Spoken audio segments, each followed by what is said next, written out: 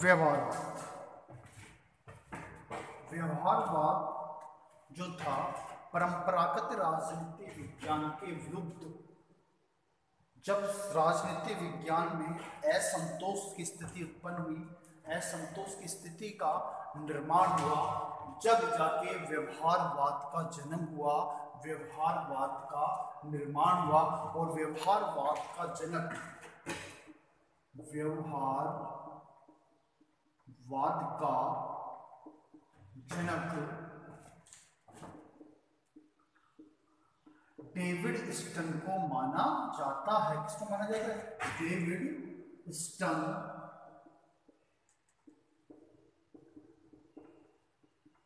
को माना जाता है। किसको माना जाता है?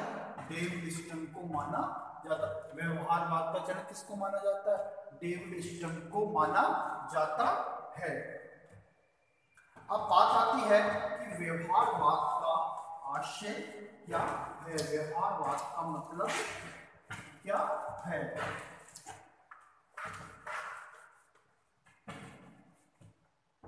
व्यवहारवाद का अर्थ, व्यवहारवाद का अर्थ, व्यवहारवाद का अर्थ, व्यवहारवाद कहते हैं किसे हैं।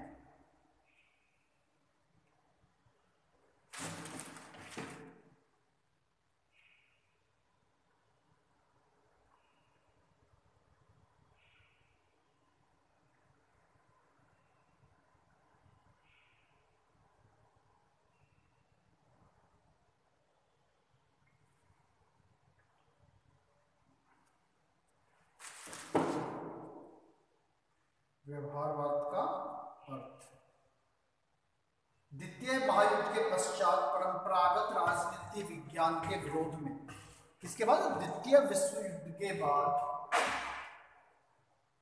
द्वितीय विश्व युद्ध के बाद, द्वितीय विश्व युद्ध के बाद परंपरागत राजनीति विज्ञान में, परंपरागत राजनीति विज्ञान में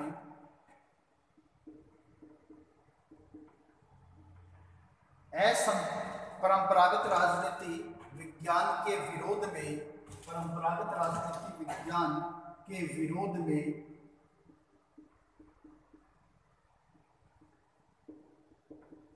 एक व्यापक क्रांति के, एक व्यापक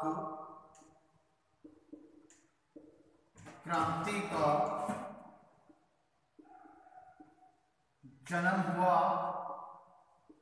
व्यापक क्रांति का जन्म हुआ, जिसने सभी समाज विज्ञानों को प्रभावित किया, जिसने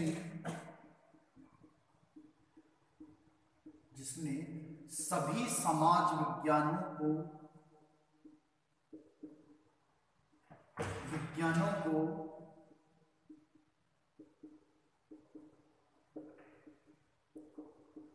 प्रभावित किया,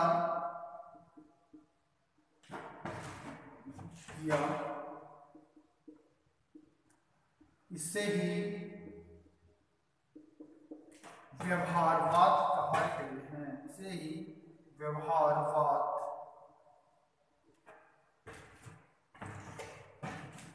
कहते हैं। द्वितीय विश्व युद्ध के बाद परंपरागत राजनीति विज्ञान के विरोध में एक व्यापक क्रांति प्रारंभ हुई या जन्म हुआ, जिसने सभी समाज विज्ञानों को प्रभावित किया, इसे ही व्यवहारवाद कहते हैं। अर्थात राजनीति विज्ञान में नए आयाम यानी नए परीक्षणों का दौर प्रारंभ हुआ, इसे ही व्यवहारवाद कहते हैं या इसे ही व्यवहारवाद कहा गया है। व्यवहारवाद का जनक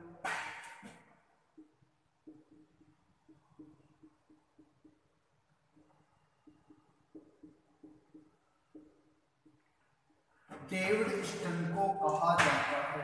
डेविड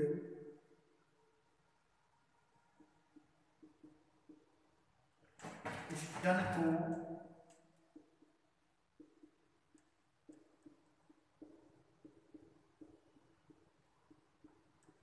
डेविड स्टन को कहा जाता है।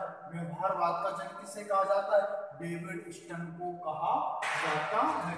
द्वितीय विश्व युद्ध के बाद परंपरागत राजनीति विज्ञान के विरोध में एक व्यापक क्रांति का जन्म हुआ जिसने सभी समाज विज्ञानों को प्रभावित किया। इसे ही व्यवहारवाद कहते हैं। व्यवहारवाद का जनक किसे कहा जाता है? डेविड स्टन को कहा जाता है। अब बात आती है व्यवहारवाद के उदय और विकास के कारण। व्यवहारवाद के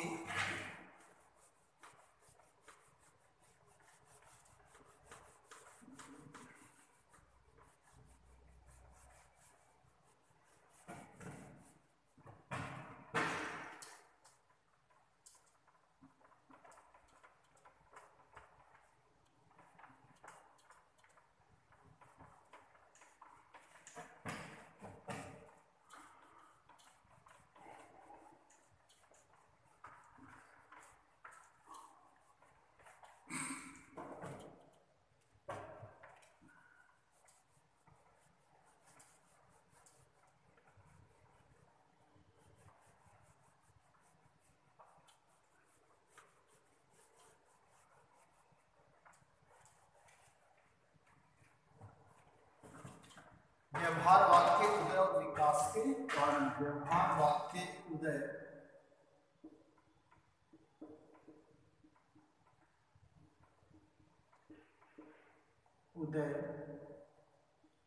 और विकास के कारण और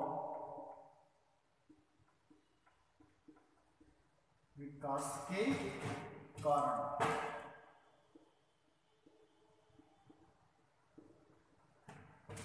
व्यवहारवाद के उदय और विकास के कारण पहला था परंपरागत अध्ययन पद्धतियों के प्रति असंतोष। परंपरागत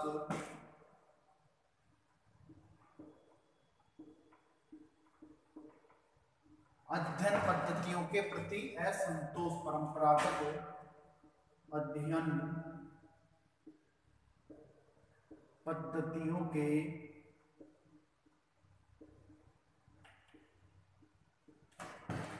प्रति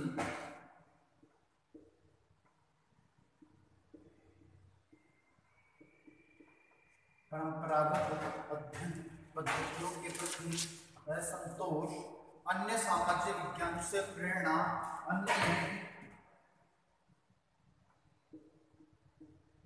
अन्य सामाजिक विज्ञानों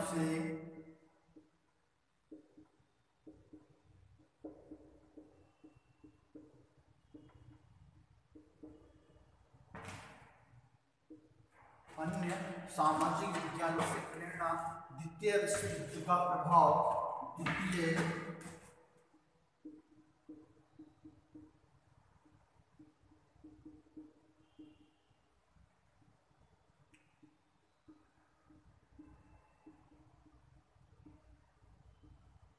द्वितीय विश्व युद्ध का प्रभाव।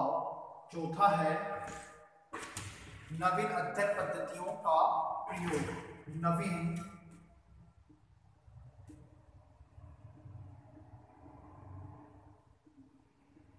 नवीन अध्ययन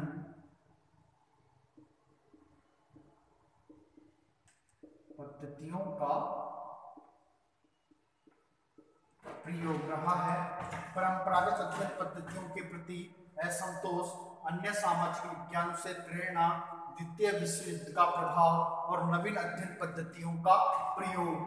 ये परंपरागत अध्ययन पद्धतियों के प्रति असंतोष रहा, अन्य सामाजिक विज्ञानों से प्रेरणा थी और द्वितीय विश्व युद्ध का प्रभाव, नवीन अध्ययन पद्धतियों का प्रयोग। ये सब व्यवहारवाद के उदय के कारण थे। परंपरागत अध्ययन पद्धतियां पुरानी थी, असंगत थी, जिसको समझना, जांचना, परखना बहुत कठिन था। इसके प्रति उन अध्ययन पद्धतियों के प्रति क्या था?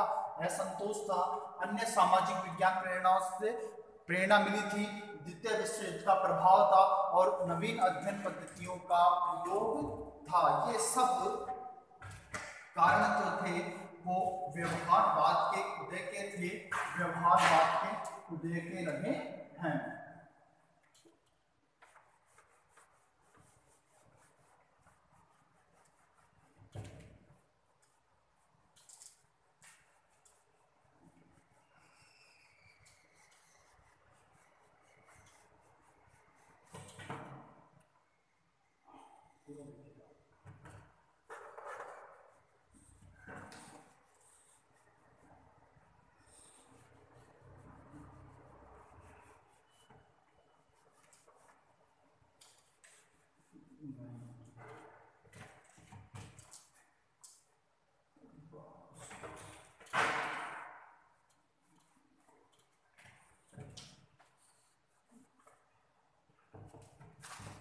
व्यवहारवाद का विकास,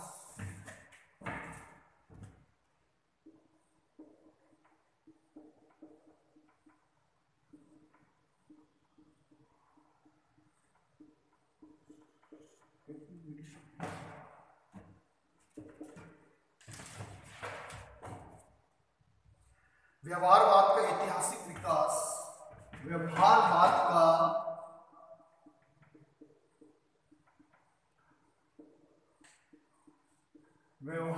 का विकास, व्यवहारवाद का ऐतिहासिक विकास, व्यवहारवाद का ऐतिहासिक विकास,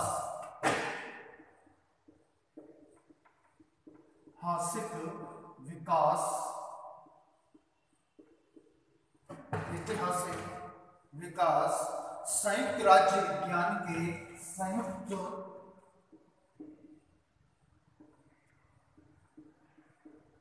राज्य विज्ञान के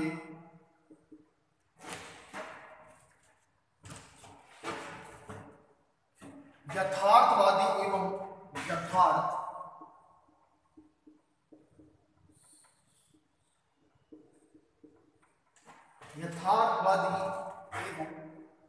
अनुभववादी अध्ययनों के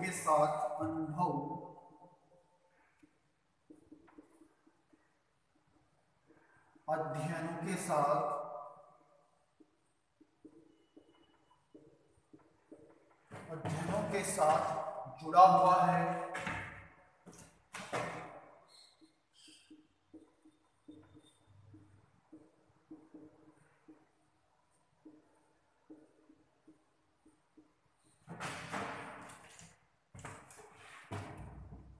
इसका प्रारंभ 1908 में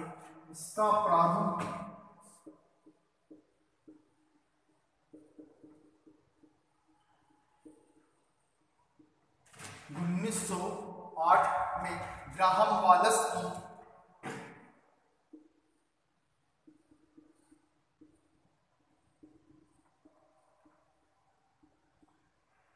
human nature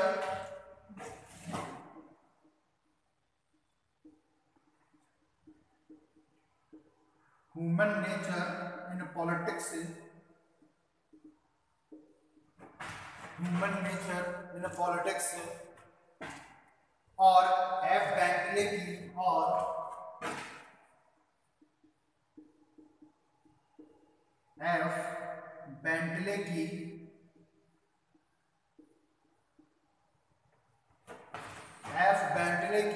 the process of government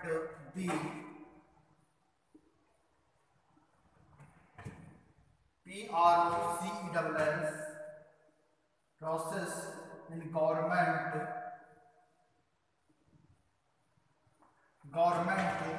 पुस्तकों में किया गया है।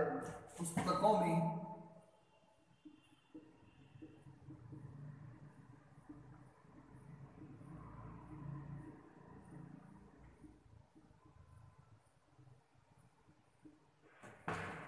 क्या व्यवहारवाद का ऐतिहासिक विकास संयुक्त राज्य विज्ञान यथार्थवादी एवं अनुभववादी अध्ययनों के साथ जुड़ा हुआ है। इसका प्रारंभ 1908 में ग्राहम वालस की ह्यूमन नेचर इन पॉलिटिक्स और एफ बेंटले की द प्रोसेस इन गवर्नमेंट पुस्तकों में किया गया है या बताया गया है। अब बात आती है कि व्यवहारवाद का स्वरूप और मूल मान्यताएं।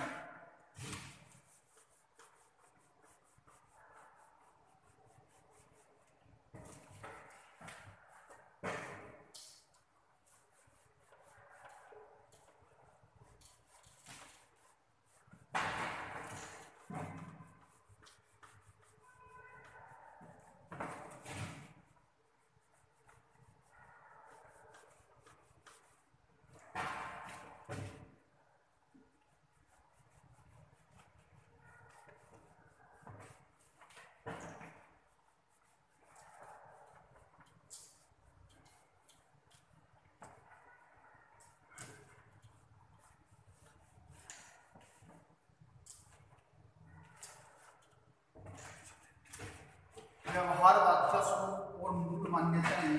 व्यवहारवाद का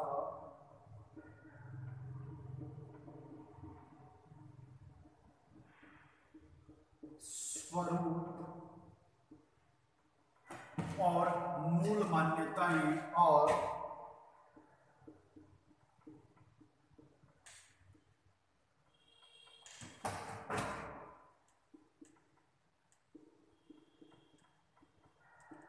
मूल मान्यताएं। व्यवहारवाद का स्वरूप और मूल मान्यताएं तीन, जिसमें था नियमन, सत्यापन, ये वेरी इंपॉर्टेंट है, जिसमें था नियमन था, सत्यापन था, तकनीकी प्रयोग थे, तकनीकी प्रयोग,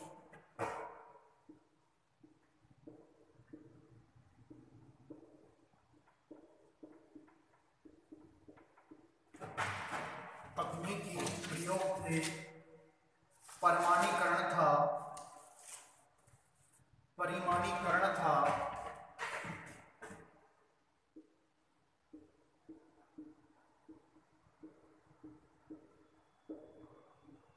मूल्य निर्धारण,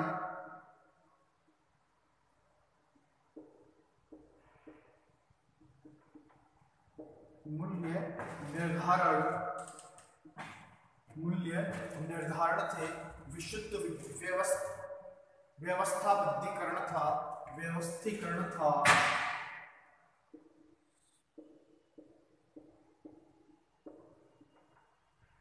विशुद्ध ज्ञान था और समग्रता थी। विशुद्ध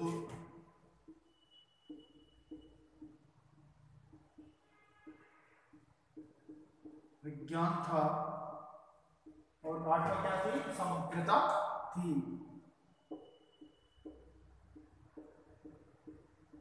तो व्यवहारवाद का स्वरूप और उसकी मूल मान्यताएं हैं, जिसमें थे नियमन थे या नियमों के बारे में जानकारी थी, सत्यापन किया गया था, तकनीकी प्रयोग थे,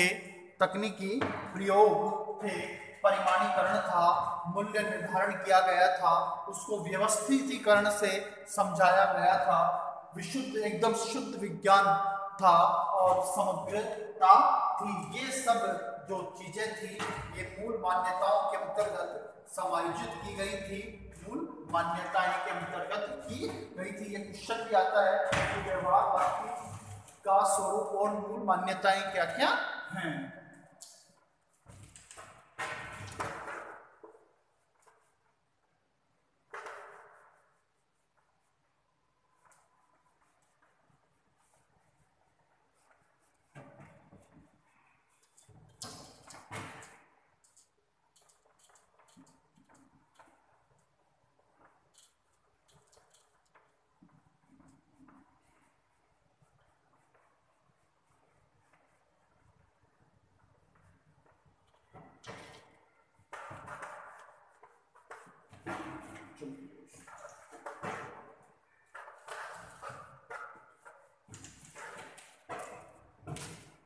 व्यवहारवाद की आलोचना। व्यवहारवाद की आलोचना।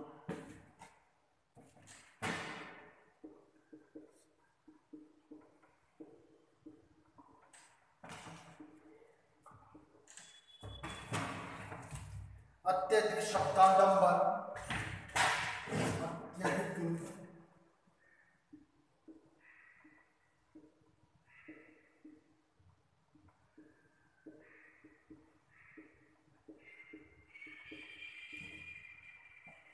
अत्यधिक शब्दाडंबर, राजनीतिक व्यवहार की धारणा गलत, राजनीतिक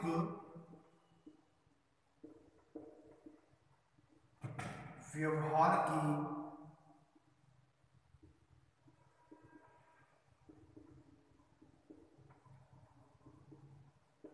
गलत, राजनीतिक व्यवहार की धारणा गलत थी।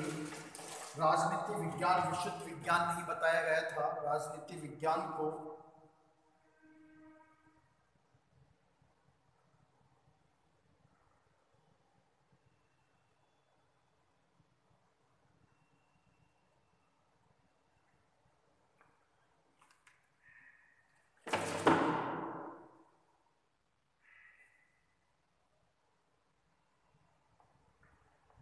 राजनीति विज्ञान को विशुद्ध विज्ञान नहीं,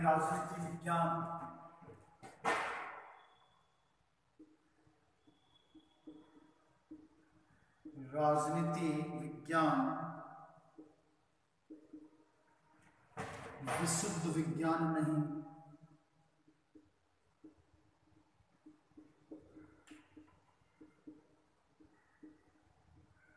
राजनीति विज्ञान विशुद्ध विज्ञान नहीं। पद्धतियों पर अत्यधिक बल, पद्धतियों पर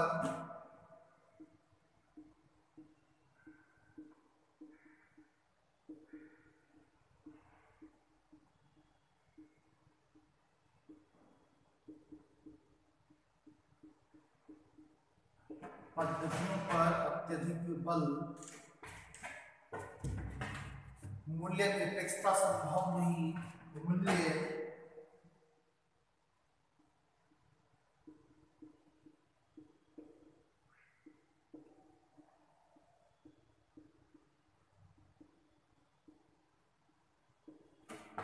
निरपेक्षता संभव नहीं। अत्यधिक खर्चीली पद्धति, अत्यधिक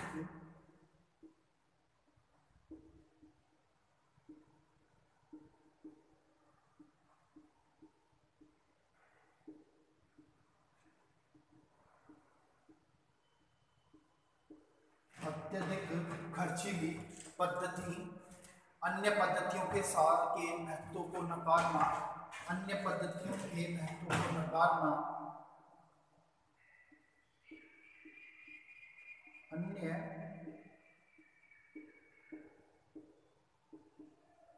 पद्धतियों के महत्व को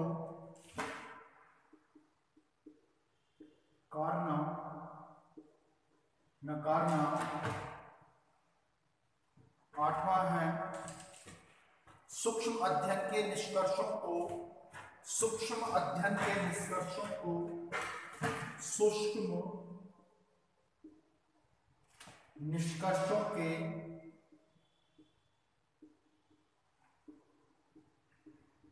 अध्ययन को सही नहीं बताना, सही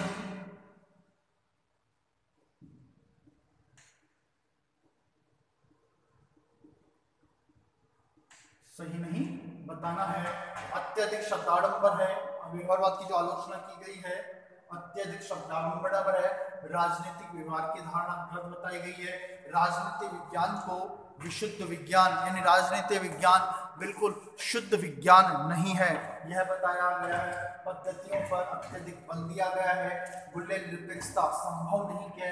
अत्यधिक खर्चीली पद्धति बताई गई है। अन्य पद्धतियों के महत्व को नकारा गया है और सूक्ष्म निष्कर्ष को अध्ययन सही नहीं बताना, यह इसकी आलोचनाएं की गई हैं, आलोचनाएं बताई गई हैं। अब बात आती है कि राजनीति व्यवहारवाद की उपयोगिता, यह व्यवहारवाद का क्या महत्व रहा है।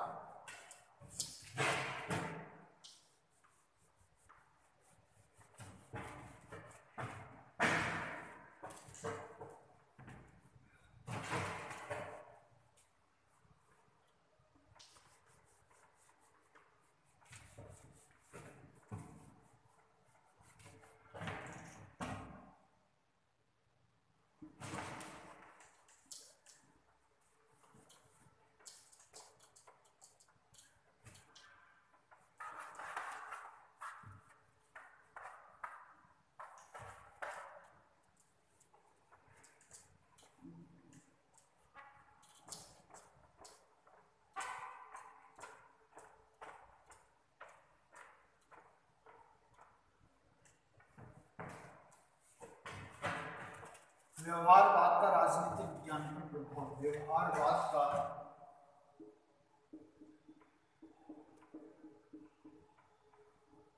का राजनीति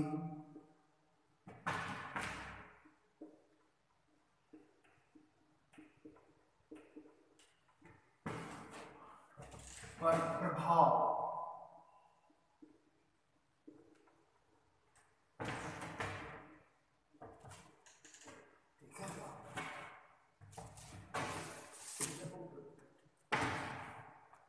व्यवहारवाद केवल मात्र एक उपागम या दृष्टिकोण मात्र नहीं है। व्यवहारवाद केवल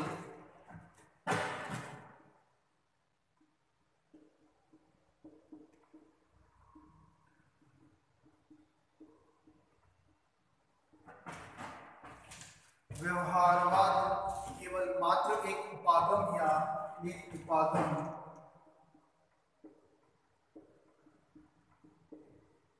एवं दृष्टि कोण मात्र है।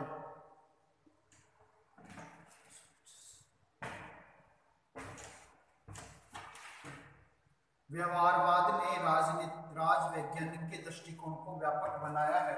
व्यवहारवाद ने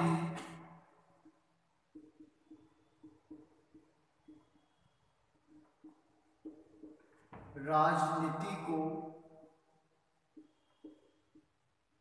व्यवहारिक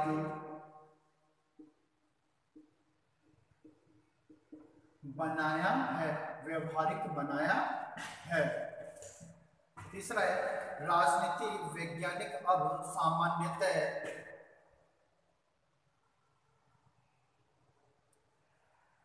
राजवैज्ञानिक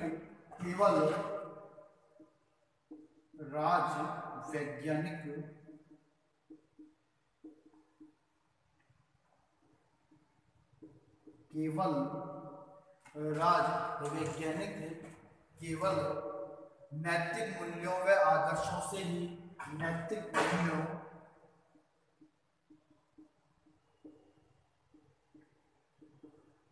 एवं आदर्शों से ही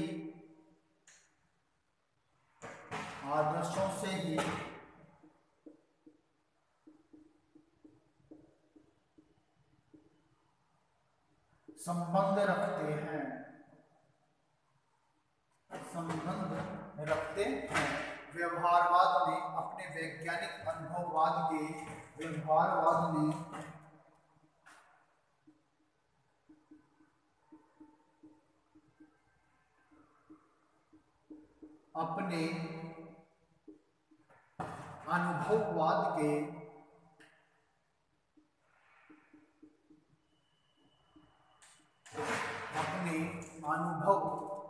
के माध्यम से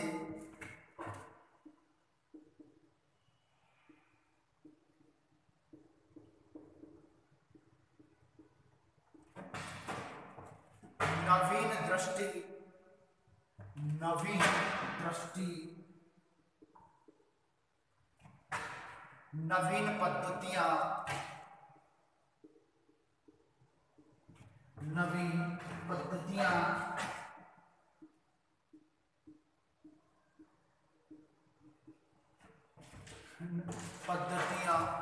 नए मापन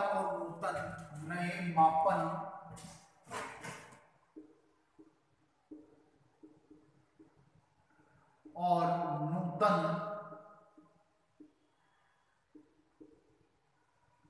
क्षेत्र प्रारंभ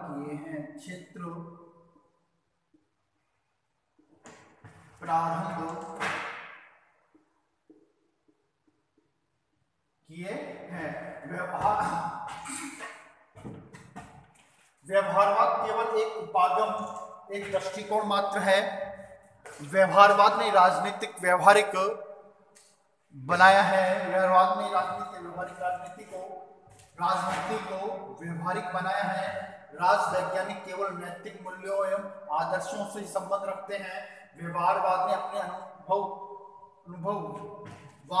अनुभववाद के माध्यम से नवीन दृष्टि, नवीन पद्धति में आयाम और नूतन क्षेत्र सूत्र प्रारंभ किए हैं, जिससे राजनीति के अंतर्गत नए नए आयाम और नए नए एक्सपेरिमेंट हुए हैं व्यवहारवाद के माध्यम से। आज व्यवहारवाद इतना ही, कल नेक्स्ट टॉपिक में उत्तर व्यवहारवाद हम पढ़ाएंगे।